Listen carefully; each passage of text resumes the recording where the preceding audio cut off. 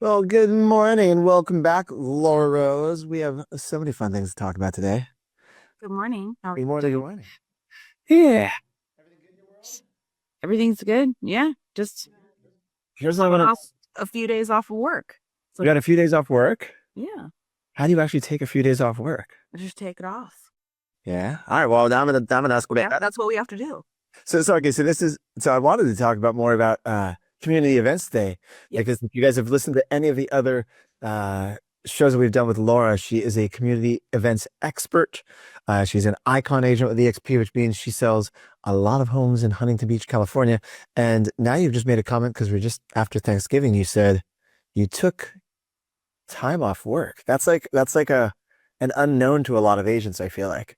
Right? This Yeah, it was taking time off work concept. So, known to me also for a while. Yeah. yeah.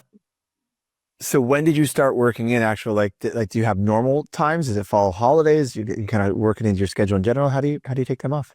So I let me see, on a regular basis, like if I can, I try to take Sundays off. Yeah. And then but if I can't, no big deal, right? And and and I'm always available by the phone. Um, but and then I 100% follow natural holidays, like when other people are off, you know? This is so interesting to me because you don't run a big team, like you are a solo agent, and most solo agents I find um don't don't structure like this. So when you say you're available by phone, are you bombarded by calls even when you're off still, or are you pretty much like no? No, because you know what I think the thing that we have to realize is that um there are no true emergencies in real estate. We are not ER doctors. Like that's just bottom line. Somebody told me that one time and I was like, "Oh, yeah, that's right." So it's okay to like turn your phone off at a certain time or like not answer your clients' calls or inquiries. Like my favorite are inquiries that come through at like 10 o'clock at night. Like, no one's expecting you to respond. They're just on the app, like pushing a button. I want to know more information about this listing. Like they're not expecting somebody to respond to them. And that's just not how I want to live my life, you know? Um, and so I think that that's what it is. We just have to set healthy boundaries for ourselves, and everyone is different. Like literally everybody is different. Um, I also know that I'm really good at night. I'm a night owl, but that doesn't mean that I need to be engaging with people at night.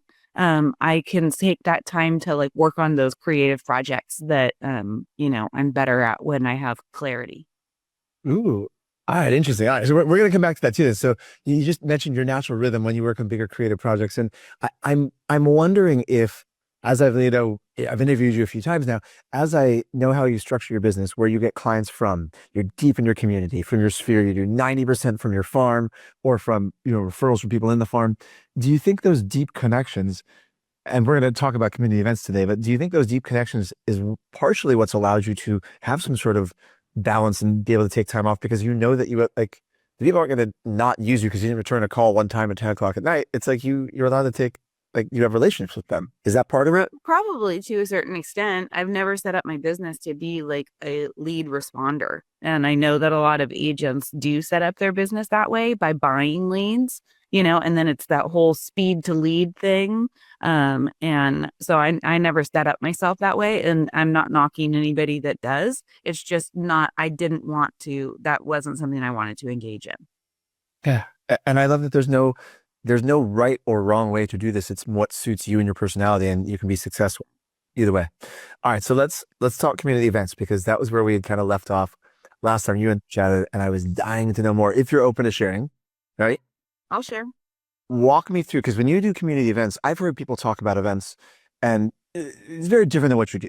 I feel like they're much either smaller scale or just different mindset approach.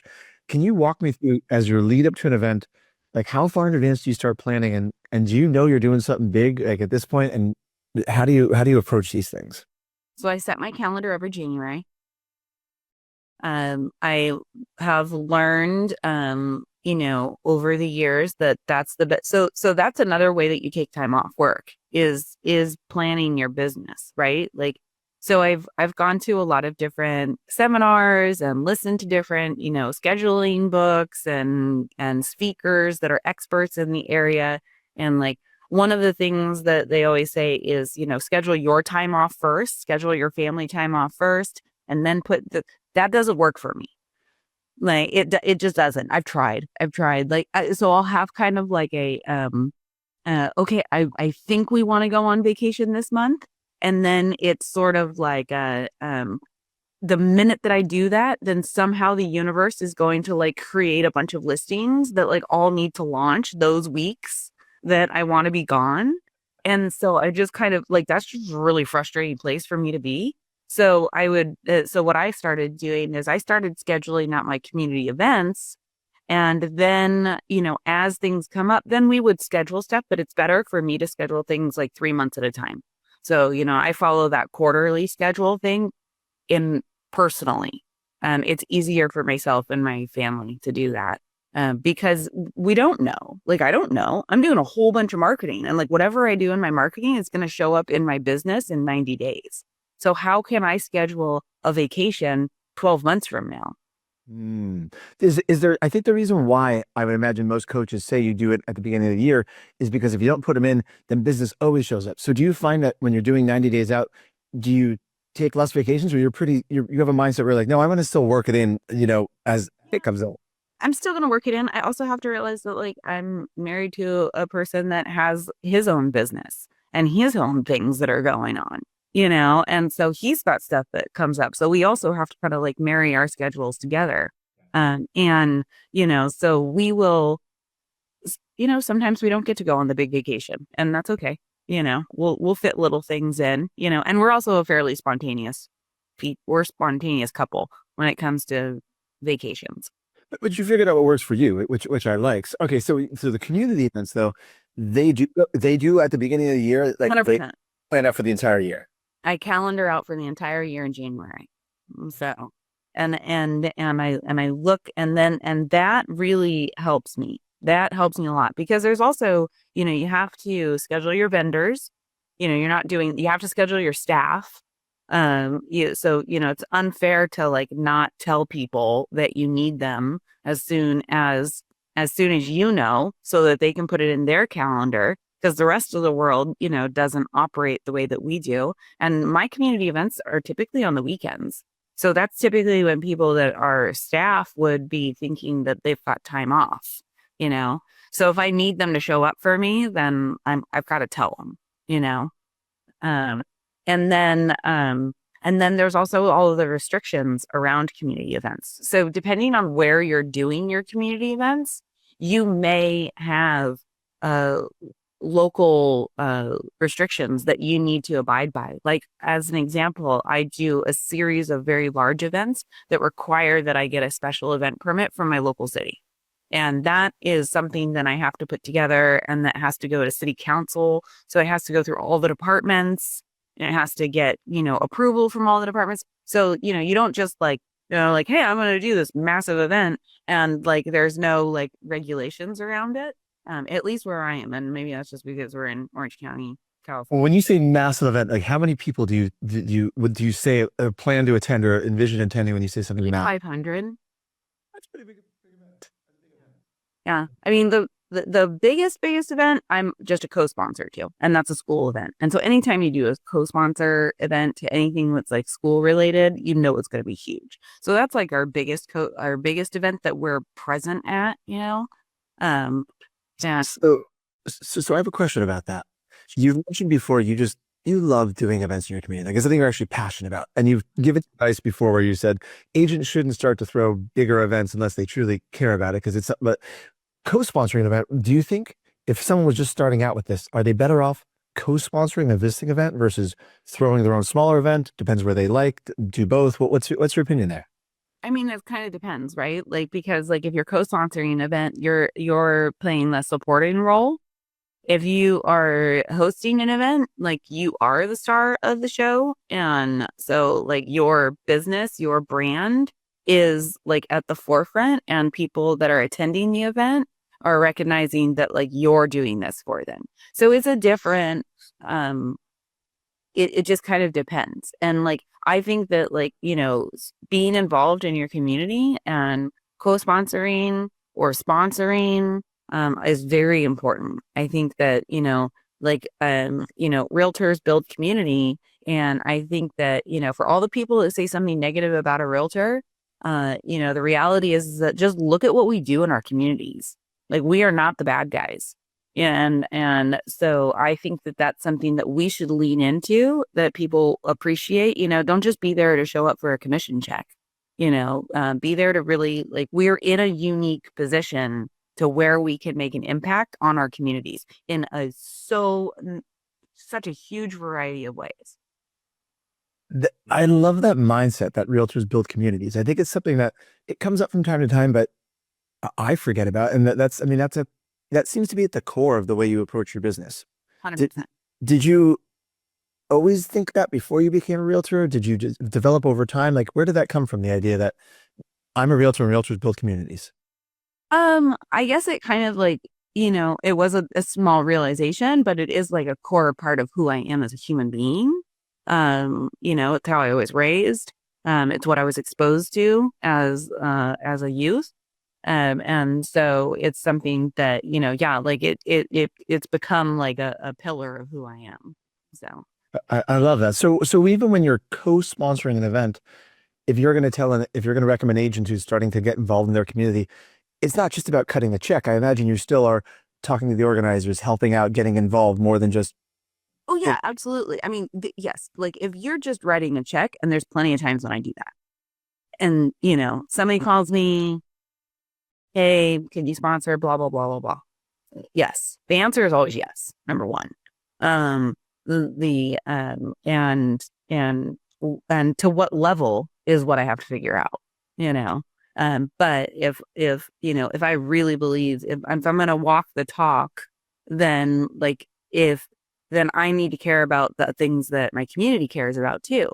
And if they reach out to me, and by my community, I mean, I'm talking about like the people that I know. Like now we're talking about my sphere, you know, my friends, my family, my neighbors, like if they've got something going on and they are looking for sponsors, as long as it fits and it doesn't there are some things that I won't sponsor. As long as it fits into the criteria of things that I will, yeah, I'll donate. But then it's just a donation. There's difference than being like a sponsor / co-host, like where you're gonna be there, and you're gonna be present, you're gonna be part of the event. So when you first started out, because you're calendaring your whole year now, do you do more events now? And first of all, how many years have you been doing this for? I'm in my 13th year. 13th year. Do you do more events now than in year one? And if so, how many events did you start off with like year one, and where did it start to increase? Sure. So I started year one with a holiday event. I created it with a friend of mine who had a business. So we both were like, hey, let's get together and do this. She's no longer a part of that event, just because by virtue of the fact that she moved out of the area. But that event has been going on. We're getting ready to do it in a couple of weeks. So it'll be our 13th. It's grown. It's gotten bigger. It's changed, you know. And the first year that we did it, we were like, we have no idea if anyone's going to show up. This might be like a super expensive Sunday. Yeah. Did anyone show up? Yeah, we had like 70 people show up. Remember, I'm a marketing person. So I should never question whether or not people are going to find out about the event. Like that's your goal, right? So there's three things that you need to do when you're going to host a community event. The first thing is figure out what your community event's going to be.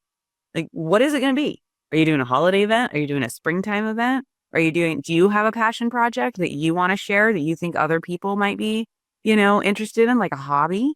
Do you want to organize something of like-minded people? And then be the person that's the organizer and brings everybody to it? Are you going to do something that is helpful? Even like a seminar could be considered a community event, so do you want to teach something to people? So you have to figure out what your thing is. That's the first thing you have to do. And then the second thing you have to do is figure out where you're going to do it. Where is this going to be? And in the where is it going to be is all of the regulation and can I do this? So you're scheduling all these people. So I always try to schedule at least 90 days because I want at least 6 weeks to advertise. Like that's minimum. If I can advertise longer than that, then I will, And so then I'm also creating little things. Like I'm creating like a Facebook event. So that like people that are following me on Facebook will see when I post it.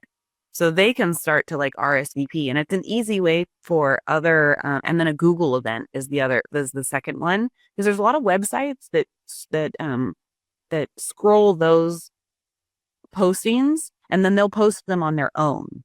Like, so I'll get like these emails like, hey, your event's on blah, blah, blah. And I'm like, oh, cool. You know?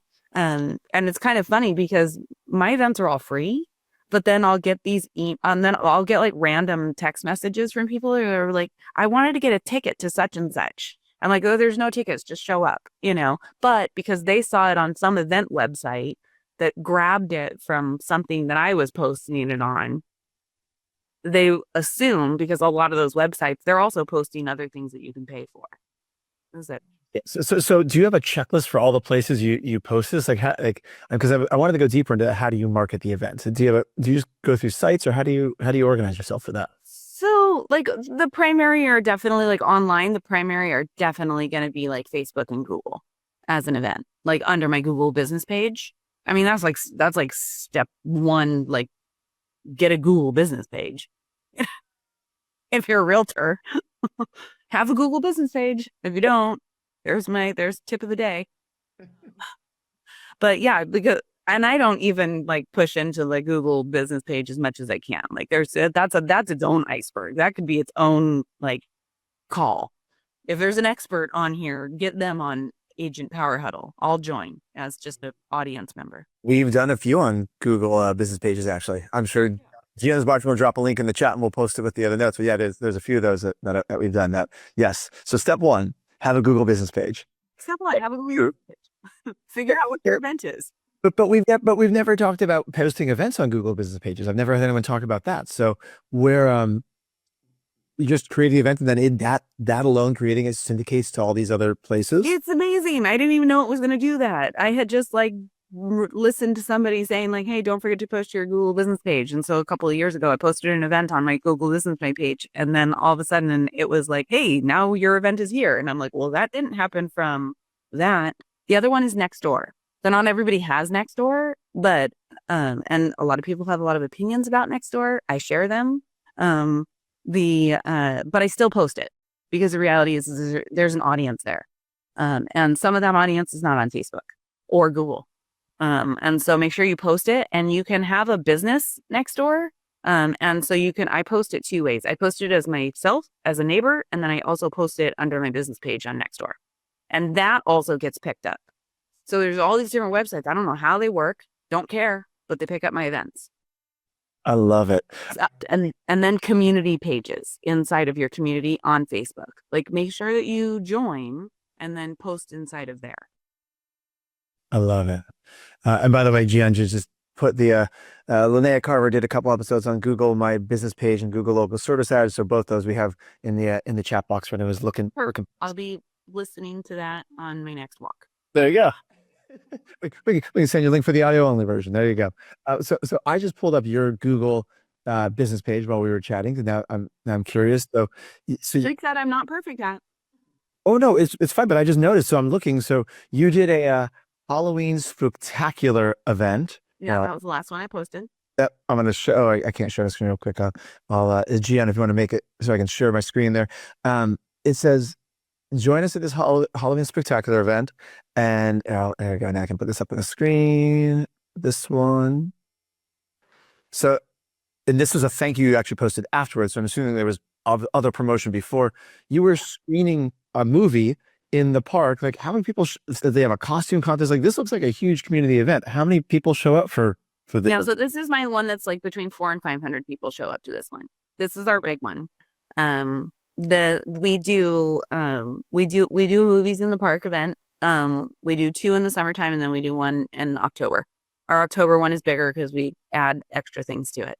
And literally every time you do an event, you're going to learn something. Like this year, we had a funny thing. I thought it would be a great idea to have characters, professional actors, as from the movie come, but they didn't really have a spot. And so the best part about this was that, we also asked everybody else to dress up and we had a costume contest. So they were kind of lost in the crowd. So then they were just kind of like weirdly like into it. So so that particular event, my whole family came to. So my brother lives by you. He lives in Oceanside. And so he and his family came and my parents were there and some of our friends were there. And my brother came up to me and he was like, "Hey," he was like, "So we just figured out that those were professional actors." And like we totally thought that this was just like a couple of dudes that were like really into the movie.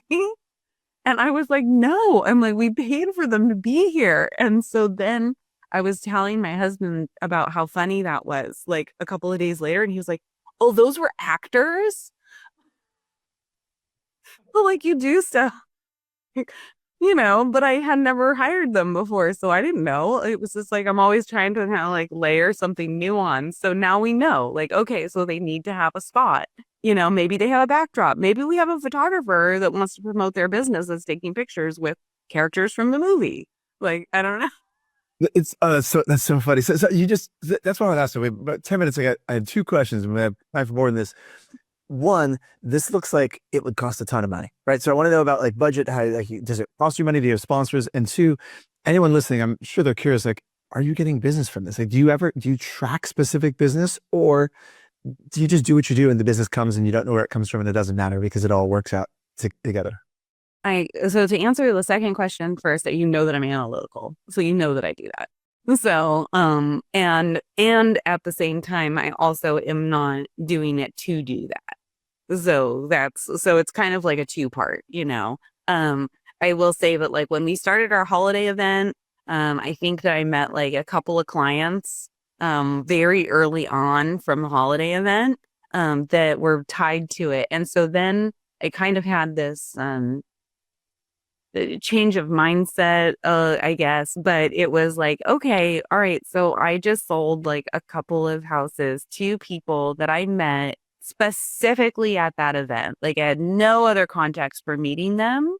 And I was like, they just paid for like the short version of my holiday event, as I just call it the Santa party. They just paid for my Santa party for the next 30 years. So we're good, don't have to worry about it anymore. And one of my favorite things, and if they ever listen to this podcast, they will know. But this couple came when their girls were like babies, and their girls are like, older elementary school, almost tweens now. They started coming, we got to know each other. They wound up making a move choosing me to use them. But when they reached out to me initially, the subject line, it was an email and it was a subject line that said for all the Santa parties. And that was how they reached out to me to say that they were needing a realtor and that they wanted to work with me. And so they were like 8 years in the making of becoming clients. And but we had gotten to know each other and they had been coming to stuff. And I mean, if they had never become clients, it didn't matter. But that was one of my favorite subject lines for all the Santa parties. I love that. I love the combination of the mindset, which is you have to do these things, whether you get business or not, it doesn't matter. But the fact that like they do in their mind, you are building that just that goodwill where like they wanted to work with you because like you've done so much for the community and for them. Yeah. And there's a lot of agents that do client appreciation stuff. Just think about this is a client appreciation. It's a community appreciation. So like think about what you're doing for your clients or what you're thinking about doing for your clients and think about just inviting more people. That's a real easy way to think about planning a community event.